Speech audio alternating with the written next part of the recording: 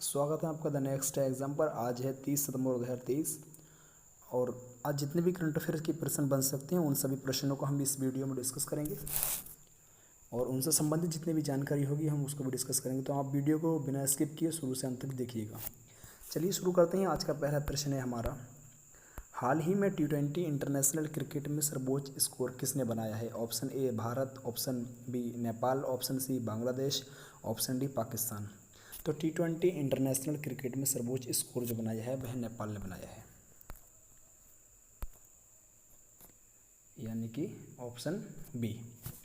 तो बात करते हैं अब नेपाल के बारे में कि T20 क्रिकेट में सबसे बड़े स्कोर का रिकॉर्ड नेपाल की पुरुष टीम के नाम है। उन्होंने एशियन गेम्स 2023 में मंगोलिया के विरुद्ध 314 रन यानी कि 3 विकेट पर 314 रन का स्कोर बनाया है। कहाँ पर बनाया है? हांगझोउ में झेजियांग यूनिवर्सिटी ऑफ टेक्नोलॉजी, ठीक है, पिंगफेंग क्रिकेट फील्ड में नेपाल की ओर से कुशल मल्ला ने, एक खिलाड़ी हैं नेपाल के, कुशल मल्ला ने 34 गेंदों में शतक बनाकर किसी भी बल्लेबाज द्वारा T20 में शतक बनाने का रिकॉर्ड बनाया है। इसी पारी में दीपेंद्र सिंह एरी की, यानी कि दीपेंद्र सिंह एरी ये भी नेपाल के एक खिलाड़ी हैं, उन्होंने 9 गेंदों में 50 रन की पारी T20 क्रिकेट में सबसे तेज 50 रन है, यानी कि इन्होंने भी एक रिकॉर्ड बनाया है। इस मैच में मंगोलिया सिर्फ 41 रन पर ढेर हो गई, यानी कि मंगोलिया की टीम 41 रन पर ढेर हो गई। तो 273 रन की जीत T20 क्रिकेट में सबसे बड़ी जीत रनों के हिसाब से है, यानी कि अगर माना जाए तो T20 इंटरनेशनल क्रिकेट में सर्वोच्च स्कोर नेपाल ने बनाया है, यानी कि 20 ओवरों में 314 रन 3 विकेट के नुकसान पर। अगला प्रश्न है हमारा, हाल ही में ग्लोबल इनोवेशन इंडेक्स में कौन शीर्ष पर रहा है? Option A Switzerland, option B Sweden, option C Bharat, option D America. तो ग्लोबल इनोवेशन इंडेक्स में जो शीर्ष पर रहा है वह है स्विट्जरलैंड, ठीक है। Switzerland global innovation index ranking में शीर्ष पर, ठीक है। उसके बाद स्वीडन और फिर अमेरिका। ग्लोबल इनोवेशन इंडेक्स 2023 में रैंकिंग में भारत का जो स्थान है, यानी कि हमें भारत का ध्यान रखना है कि हमारे एग्जाम में भारत का भी पूछा जा सकता है। तो भारत का जो स्थान है वह 40वां स्थान है, ठीक है। अब दुनिया भर के देशों में नवाचार के नेतृत्व वाले सामाजिक और आर्थिक परिवर्तनों का आंकलन करने के लिए दुनिया भर की सरकारों के लिए एक विश्वसनीय उपकरण है, यानी कि यह एक सामाजिक और आर्थिक परिवर्तनों का आकलन करने के लिए ग्लोबल इनोवेशन इंडेक्स, ठीक है, विश्वसनीय ये उपकरण है। पिछले कुछ वर्षों में ग्लोबल इनोवेशन इंडेक्स ने खुद को विभिन्न सरकारों के एक नीति उपकरण के रूप में स्थापित किया है और उन्हें मौजूदा यथास्थिति पर विचार करने में मदद की है। अगला प्रश्न है हमारा, हाल ही में किस देश ने नूर 3 उपग्रह को कक्षा में प्रक्षेपित किया है? Option A Afghanistan, option B Nepal, option C Sri Lanka, option D Iran. तो नूर 3 उपग्रह जो है, ठीक है, तो नूर 3 उपग्रह ये है ईरान देश का, ठीक है, ईरान देश का है। तो ईरान ने नूर 3 इमेजिंग उपग्रह को कक्षा में सफलतापूर्वक लॉन्च किया। नूर 3 को पृथ्वी की सतह से 450 किलोमीटर यानी कि 280 मील की कक्षा में स्थापित किया। नूर 3 को कासेड, यानी कि एक लॉन्चर का नाम है कासेड, जिसका अर्थ मतलब है दूत, तो कासेड लॉन्चर का उपयोग करके अंतरिक्ष में लॉन्च किया गया। अब नूर 1 और नूर 2 की बात करते हैं। नूर 1 कब लॉन्च किया गया? तो नूर 1 पहला ईरानी सैन्य उपग्रह 22 अप्रैल 2020 को 450 किलोमीटर की कक्षा में लॉन्च किया गया था। अब नूर 2 की बात करते हैं। नूर 2 दूसरा उपग्रह 8 मार्च 2022 को 500 किलोमीटर की कक्षा में लॉन्च किया गया और जो नूर 3 है वह हाल ही में लॉन्च किया गया है, ठीक है। अगला प्रश्न है हमारा, हाल ही में कौन सा राज्य दूसरी राष्ट्रीय ताइक्वांडो चैंपियनशिप की मेज़बानी करेगा? Option A Rajasthan, option B Uttar Pradesh, option C Madhya Pradesh, option D Haryana. तो दूसरी राष्ट्रीय ताइक्वांडो चैंपियनशिप की जो मेज़बानी करेगा वह उत्तर प्रदेश, ठीक है। उत्तर प्रदेश करेगा। अब उत्तर प्रदेश के बारे में थोड़ी जानकारी है कि उत्तर प्रदेश राष्ट्रीय और अंतर्राष्ट्रीय खेल प्रतियोगिताओं का केंद्र बनता जा रहा है। ठीक है। खेलो इंडिया यानी कि महत्वपूर्ण है, खेलो इंडिया और मोटो जीपी भारत जैसी प्रतियोगिताओं के आयोजन के बाद अब दूसरे नेशनल ताइक्वांडो चैंपियनशिप का आयोजन भी यहाँ होने जा रहा है। यह नोएडा के इंडोर स्टेडियम में 5 अक्टूबर से 8 अक्टूबर के बीच इसी प्रतियोगिता का आयोजन होगा। इस प्रतियोगिता में सभी राज्यों और केंद्र शासित प्रदेशों के एथलीट के साथ भारतीय सेना यानी कि भारतीय सेना की टीम भी हिस्सा लेंगी। चैंपियनशिप में महिला और पुरुष वर्ग के खिलाड़ियों को कुल मिलाकर लगभग 5000 एथलीट हिस्सा लेंगे।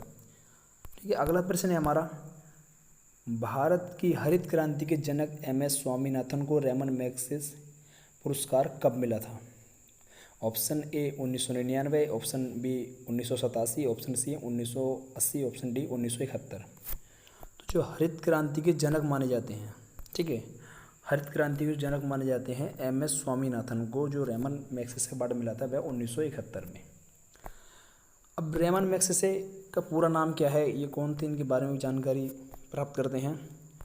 तो इनका जो पूरा नाम है मनकोम्बू संबाशिवन स्वामीनाथन, यानी कि MS स्वामीनाथन का जो पूरा नाम है मनकोम्बू संबाशिवन स्वामीनाथन है। इनका जो जन्म हुआ था 7 अगस्त 1925 को, मृत्यु हाल ही में यानी कि 28 सितंबर 2023 को हुई है, जिन्हें हरित क्रांति का जनक भी कहा जाता है। ठीक है।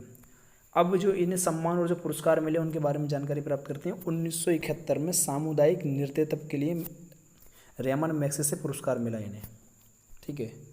क्या मिला? Ramon Magsaysay award. और 1986 में अल्बर्ट आइंस्टीन वर्ल्ड साइंस पुरस्कार मिला। क्या मिला? अल्बर्ट आइंस्टीन वर्ल्ड साइंस पुरस्कार। 1987 में पहला विश्व खाद्य पुरस्कार मिला इन्हें। ठीक है। 1987 में पहला विश्व खाद्य पुरस्कार मिला। 1991 में अमेरिका में टाइलर पुरस्कार मिला इन्हें, टाइलर। ठीक है, अमेरिका के द्वारा। 1999 में यूनेस्को गांधी स्वर्ग पदक से सम्मानित किया गया। अब भारत सरकार ने, यानी कि भारत सरकार के द्वारा जो इन्हें पुरस्कार वगैरह सम्मानित किया गया है, तो भारत सरकार ने MS स्वामीनाथन को पद्मश्री 1967 में और पद्म भूषण 1972 में और पद्म विभूषण 1989 से सम्मानित किया। तो यानी कि हरित क्रांति के जनक माने जाते हैं MS स्वामीनाथन, जिनका हाल ही में निधन हो गया। ठीक है। बात करते हैं आगे कि हाल ही में विश्व रेबीज दिवस कब मनाया गया। ऑप्शन ए 29 सितंबर, ऑप्शन बी 28 सितंबर, ऑप्शन सी 28 सितंबर, ऑप्शन डी 26 सितंबर। ठीक है। तो विश्व रेबीज दिवस जो मनाया गया है हाल ही में, यानी कि 28 सितंबर को मनाया गया है। ठीक है, 28 सितंबर को। तो विश्व रेबीज दिवस प्रति वर्ष 28 सितंबर को मनाया जाता है। इस दिन का मुख्य उद्देश्य रेबीज़ के बारे में जागरूकता बढ़ाना है। इस घातक वायरल बीमारी को रोकथाम और नियंत्रण को बढ़ावा देना है। हर साल 28 सितंबर 2023 को विश्व रेबीज दिवस मनाया जाता है। ठीक है। इस वर्ष का जो थीम है all for one health for all, यानी कि रेबीज का प्रभावी ढंग से मुकाबला करने के लिए एक सहयोगी अंतर क्षेत्रीय और बहुविषय दृष्टिकोण की आवश्यकता को रेखांकित करता है। क्योंकि ये घातक वायरल बीमारी है, इसके रोकथाम को और नियंत्रण को बढ़ावा देना है, इसलिए प्रतिवर्ष 28 सितंबर को विश्व रेबीज दिवस मनाया जाता है। अगला प्रश्न है हमारा, 19वें एशियाई खेलों में पुरुषों की 10 मीटर एयर पिस्टल टीम स्पर्धा में भारत ने कौन सा पदक जीता है। ठीक है। Option A gold, option B silver, option C कांस्य, ऑप्शन डी इनमें से कोई नहीं। तो 19वें एशियाई खेलों का जो आयोजन किया जा रहा है वह चीन में किया जा रहा है। ठीक है, चीन में किया जा रहा है। तो जो 10 मीटर एयर पिस्टल की टीम में भारत ने जो पदक जीता है वह जीता है गोल्ड, यानी कि गोल्ड बोले तो स्वर्ण। ठीक है। तो निशानेबाज में जो भारत की तरफ से 10 मीटर एयर पिस्टल में है इवेंट में अर्जुन चीमा, सर्वजोत सिंह और शिव नरवाल, ये टीम है, तीन है। तो इन्होंने निशानेबाज में 10 मीटर एयर पिस्टल में जो जीता है स्वर्ण पदक जीता है। ठीक है। और अभी जो फिलहाल में भारत की महिला क्रिकेट टीम ने भी स्वर्ण पदक जीता है। श्रीलंका को हराकर। ठीक है, अगला प्रश्न है हमारा, हाल ही में गृह मंत्री अमित शाह ने कहाँ उत्तरीय क्षेत्रीय परिषद की 31वीं बैठक की अध्यक्षता की है? Option A Jaipur, option B Chennai, option C Amritsar, option D Agra. तो जो गृह मंत्री अमित शाह द्वारा उत्तरी क्षेत्रीय परिषद की 31वीं बैठक की गई है अमृतसर में, यानी कि अमृतसर पंजाब में। ठीक है, अगला प्रश्न है हमारा, हाल ही में दुनिया के सबसे बड़े हिंदू मंदिर का उद्घाटन कहाँ किया जाएगा? Option A New Jersey, option B Nepal, option C Khandwa, option D Sri Lanka. तो दुनिया के सबसे बड़े मंदिर का जो उद्घाटन किया जाएगा वह न्यू जर्सी में किया जाएगा। ठीक है, न्यू जर्सी। तो भारत के बाहर, ये बहुत बड़ी बात है कि भारत के बाहर दुनिया के सबसे बड़े हिंदू मंदिर का उद्घाटन 8 अक्टूबर को न्यू जर्सी में किया जाएगा। स्वामीनारायण संप्रदाय का यह मंदिर अमेरिका के न्यू जर्सी के रोबिन्सविले शहर में स्थित है, यानी कि न्यू जर्सी के रोबिन्सविले शहर में स्थित है।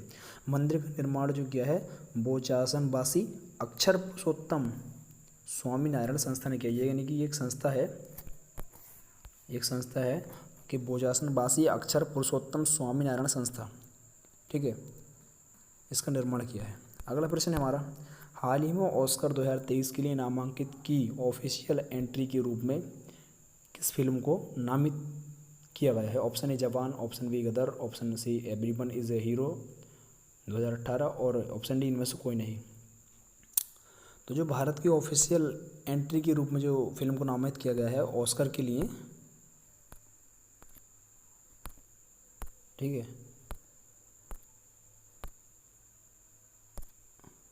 वह है मलयालम मूवी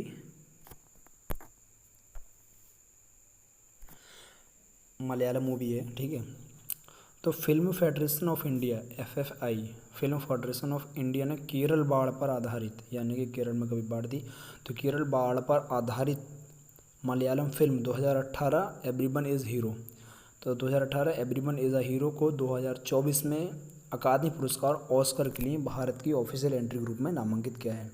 पहली ऐसी फिल्म है जो जिसने 100 करोड़ का आंकड़ा सबसे तेज़ पार किया था। अब यह फिल्म अकादमी पुरस्कारों में भारत का नेतृत्व करेगी, यानी कि यह ऑफिशियल एंट्री ग्रुप में इसको नामांकित किया गया एवरीवन इज़ अ हीरो 2018 को। ठीक है दोस्तों, अगर आपको हमारी करंट अफेयर्स की क्लास पसंद आई हो तो हमारे चैनल को सब्सक्राइब कीजिए, वीडियो को लाइक कीजिए और शेयर कीजिए, और महत्वपूर्ण करंट अफेयर्स पढ़ने के लिए हमारे चैनल से जुड़े रहिए।